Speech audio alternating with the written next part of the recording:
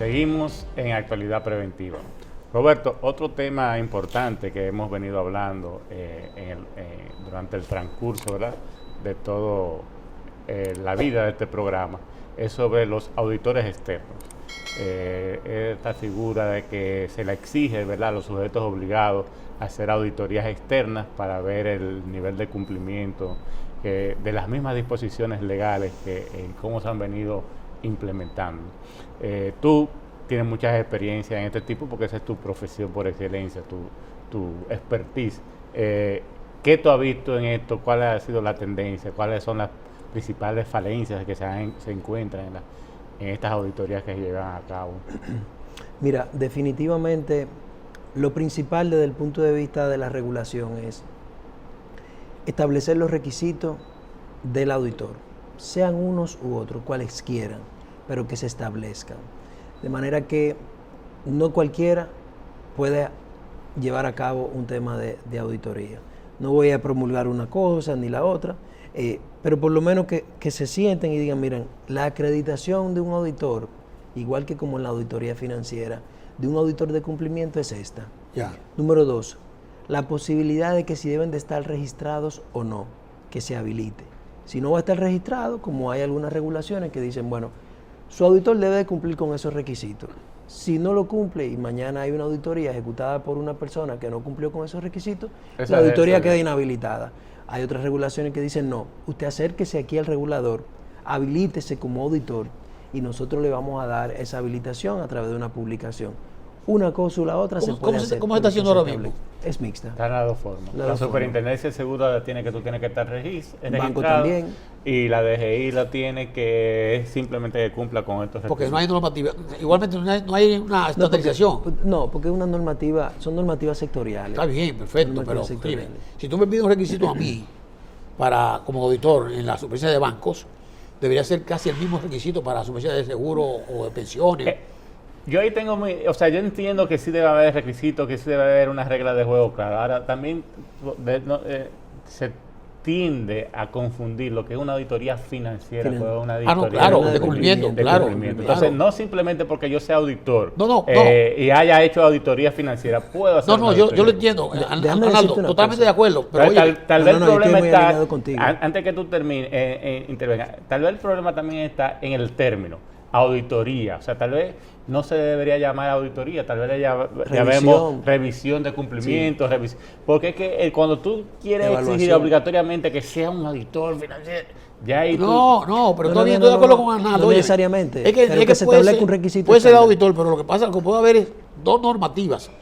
O sea, en cada una de las superintendencias, que una norma sea para la auditoría financiera y una para la auditoría de cumplimiento. ¿Entiendes? Sí, mira, yo de hecho hice una propuesta en la unidad de análisis financiero a diferentes actores y fue la siguiente. Número 1, que se centralizara ese registro. Ojalá poder tener un registro único de auditor. Que si usted tiene requisitos específicos por sectores, bueno, que al auditor A1, 001, que es fulano, tiene la posibilidad de auditar X, Y, Z. Ojalá y pudiéramos tener esa centralización. Porque el auditor tiene que habilitarse en superintendencia de valores, en la de banco, en la de seguro. Y en cada proceso, en el IDECO hubo que habilitarse. DGI no te habilita, te deja simplemente unos requisitos y si usted lo cumple, lo hace. Y quien debe de hacer la debida diligencia ahí es el que contrata. Sí. Ojalá y tener esa centralización. Que la habilitación para financiera exija 3 requisitos más y usted debe de cumplirla, si no, no tiene esa habilidad, esa habilitación, excelente. Pero ahora tener una centralización porque es una carga importante. Entonces, yo creo que eso es lo primero. Registrar o no habilitar. Número 2, establecer las reglas claras para la auditoría de cumplimiento. Se van a utilizar normas de auditoría, sí o no. Ahora, yo he visto ¿Cuál es la norma que vamos a aplicar? ¿Se va a emitir opinión o no se va a emitir ahí voy. ¿Cuáles son los procedimientos que se van a realizar? Pero he visto las dos cosas. Ajá. He visto que hay un auditor que emite una opinión, o sea, un dictamen sobre un tema de cumplimiento. Sí. Y he visto un auditor que en una auditoría financiera te mete un párrafo sobre el tema de cumplimiento. Sí, no, y hay el dictamen, el dictamen, Arnaldo, tú eres abogado, pero él y yo somos contadores y auditores. La profesión más normada y más organizada a nivel del mundo es la contador público, el auditor, la del mundo entero. Entonces, eso está claro. Lo que pasa es que el contador, en otros países como Latinoamérica, vamos a decir República Dominicana, hace lo que quiera, lo que le dé la gana con el dictamen. Y pone la fecha que le da la gana en el dictamen. Y todo está normalizado. Oye, Arnaldo, que tú no tienes por qué saberlo, pero la fecha, cuando tú ves un dictamen publicado y tú ves la fecha abajo, esa fecha tiene un significado. Esa fecha de día, la que tiene que estar ahí es el último día de trabajo de campo. Sí. Si yo salí en mayo 14, tengo que poner mayo 14, aunque mi informe lo esté emitiendo en diciembre. ¿Entiendes? Mira, tú que conoces el tema de la auditoría, tú tienes normas de auditoría que te exigen un tema de que se emita una opinión. Tú tienes una serie que cuando tú la lees, tú ves como esa sensación a norma internacional de auditoría, pero luego no restringe eso al contador. Entonces, digo yo, ¿quién puede dar una opinión? ¿Quién tiene esa fe pública que no la del contador? ¿El contador público nada más? Tiene que alinear las cosas. Claro. Tiene que alinearlas. Claro. Entonces, no lo limitas. Uno dice pero entonces que distinguido señor, en un dictamen. Sí, exacto. ¿Cómo es distinguido señor? Y tú tienes otros dictámenes elaborados por personas que no son contadores, que han llegado a nosotros, porque nosotros pedimos la auditoría previa, es parte de los requisitos. Exacto. De alguien que no es contador. Firmando que no es contador. Firmando un dictamen como si fuera un estado financiero. Imagínate tú. Porque toma la primera página del estado financiero. Imagínate entonces, todo eso hay que normarlo, pero también regular El por gremio lo menos también, la estructura. También el gremio tiene que funcionar en eso. Mira, nosotros, estando yo en el gremio, se hicieron algunas iniciativas para lograr esa estandarización, se hicieron muchas propuestas, la verdad, y tuvimos muchas discusiones. También el regulador tiene que recibir esas opiniones, y ojalá y poder centralizarlo. Fue una propuesta que yo llevé más de una ocasión a la unidad de análisis financiero, pero lastimosamente cada regulador ha tenido su lineamiento. Eso siempre va a traer un caos en que las auditorías no van a ser estándar, cada quien va a hacerlo sobre un formato distinto y cada quien va a evaluar lo que quiere, porque no hay un marco de, mire, usted debe revisar esto como mínimo.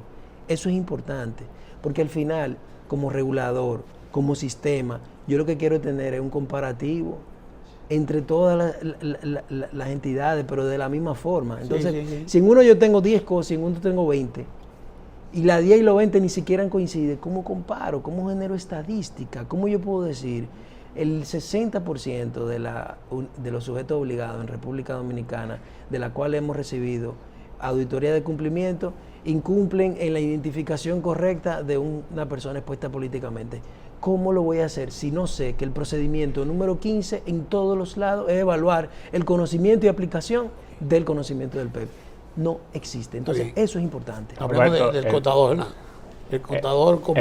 El tiempo es un poquito corto en televisión, pero no queríamos ir sin que hablemos del contador como sujeto obligado. Y su rol de prevención, ¿verdad? Mira, como sujeto obligado ya está bien muy establecido cuáles son las acciones que te llevan a ser un sujeto obligado. Normalmente no son lo típico. Cuando tú defines una firma de contador y auditoría, las acciones que están allí no son típicas de una firma. Constituir una empresa, eso no es de contador. Sí. Pero lo hacen y te hacen sujeto obligado. Okay. Tener un domicilio del cliente en tu oficina no es propio de la firma, pero también lo hace. Administrar el fondo del dinero, administrar el fondo del cliente. El contador no debe de administrar el fondo. De hecho, eso le crea hasta cierto punto conflicto. Y asesorarlo para que haga las cosas para el hecho. Ya eso te lleva a lo penal. Entonces, estos 3 elementos te llevan a un sujeto obligado. Ahora, como auditor, me dirán, ¿es sujeto obligado? No, no lo es. ¿Tiene responsabilidad? Sí la tiene. Y te voy a explicar por qué. Esto es lógica. Pero también otras personas me han dicho que han tenido que ir ante la unidad especializada de lavado como contador a explicar temas de estado financiero. Ajá. Claro. Mira, Terrero, tú sabes bien, tú tienes ese sello, ¿verdad? Sí, yo lo tengo. Claro. Si a ti te entregan una hoja en blanco... Nunca lo he usado. Yo no lo uso tampoco. Si a ti te entregan una hoja en blanco con cifras y tú le pones un sello, ¿en qué se convierte esa hoja en blanco? Pues ya dictamen. Eso tiene fe pública. ¿Fe pública? Mire, ese inventario que dice ahí de 20 millones de pesos existe. Ya yo por el sello de él. ¿Lo certifiqué? Sí. Los 100 millones de pesos de ingreso que ese papel dice, existen. ¿Por qué? Porque Terrero dijo que sí. Entonces, ese sello tiene una responsabilidad y le da fe pública, reconocimiento. Entonces, oye, ¿quién es la idea importante aquí, Terrero? Oye bien. Cuando yo voy al banco sin nada y el banco me dice, a un estado financiero y que te lo firme un CPA. Así mismo. Y a veces las sucursales de hecho tienen una gente. Yo te llamo Mira, fulano que viene. Mira el formato. Sí, Oye, eso. yo te llamo fulano que viene. Ah, Van allá el tipo con el sello. ¿Dónde, Pan, dónde, y le dónde pegan voy un allá? sello sin una auditoría. Pero mira, Vamos eso a es- poner que en realidad ese señor ni el inventario exista ni hayan generado el ingreso, sino que sea un narcotraficante. El banco hizo su trabajo, el banco va a decir, ¿de dónde vino la procedencia de los fondos? Míralo aquí, Terrero me Pero dijo. mira, son complicidades colectivas. Sí. Mira, yo he sometido, al Tribunal Disciplinario de Ética del Instituto de Contadores Públicos autorizado de la República Dominicana,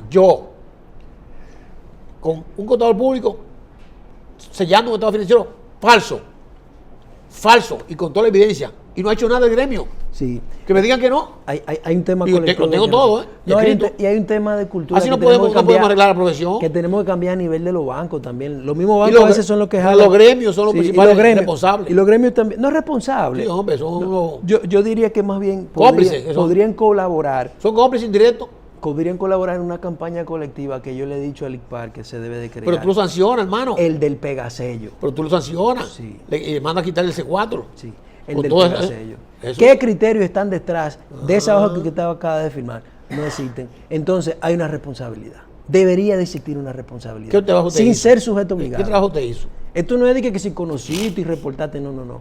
Es que usted selló Señores, pero una cifra de una persona Pero en Estados que al Unidos- final sus ingresos, sus estados provenían de corrupción. en Estados narcotráfico, Unidos, la firma número 2 del mundo, o quizá uno en el momento, Arthur Anderson, tuvo que cerrar. tuvo que cerrar por un problema de complicidad con un cliente. No, hay muchos otros casos. Arthur Anderson y Enron. Sí, hay muchos otros Fácil, casos. ¿no? Entonces aquí tenemos que comenzar a poner también reglas claras en la profesión, en los profesionales, ¿eh? Sí, No nada más en los contadores. No, los Los profesionales. abogados y los notarios públicos, eso es otra cosa. Es Arnaldo. Gracias. Definitivamente.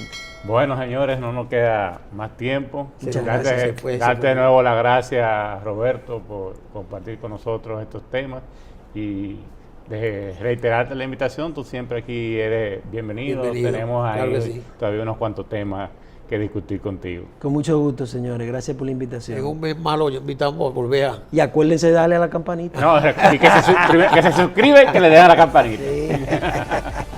Hasta la próxima, señores.